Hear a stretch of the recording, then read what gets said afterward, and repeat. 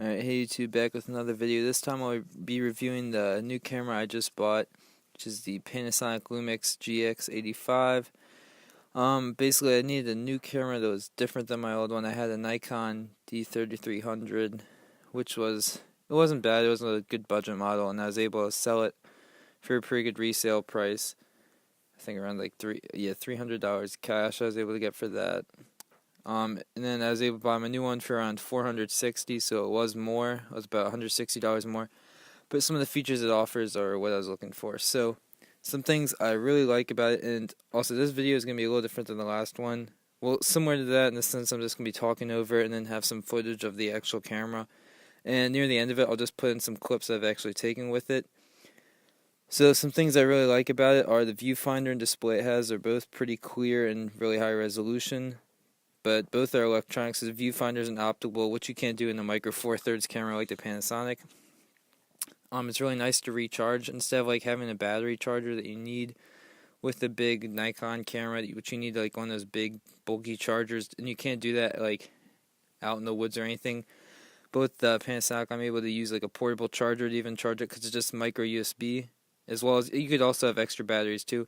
I like it because you can also have lens mounts that work with nearly any lens, and I was able to buy like a adapter from my Nikon for some of my old lenses from my Nikon to use on that, and it just zooms them in a little bit, which is irritating, but hey, I can still use them, and the adapter costs like $10.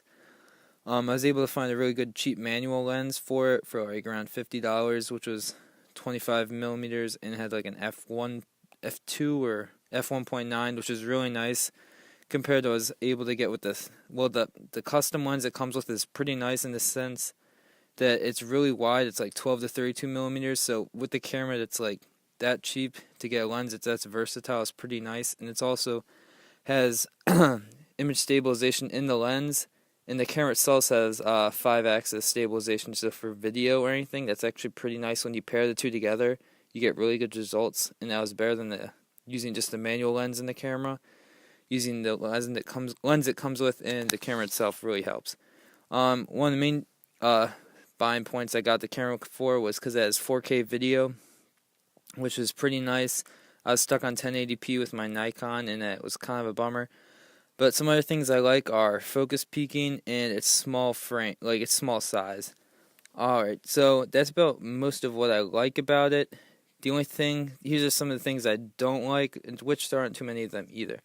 So it has a limited shutter speed of 1 second, and I kind of like doing night photography and like other stuff where you can do like light painting, which you need like at least 5-10 seconds for, or else even taking pictures when it's really dark out. So the reason it has a limited shutter speed of 1 second is because it has like a new magnetic like shutter button or something, which really kind of blows because sure it doesn't have any like vibration or anything, and you can actually like hand hold a lot of shots more with a longer shutter speed, and it does it pretty well. It stabilizes it a lot better, but you can't keep the shutter open for more than a second, which kind of sucks, but hey, I'll live with it. Also, it's only a 16 megapixel sensor instead of the 24 that it came from, so I actually went down 8 megapixels in resolution, but I haven't really noticed a major loss, and it's still pretty good.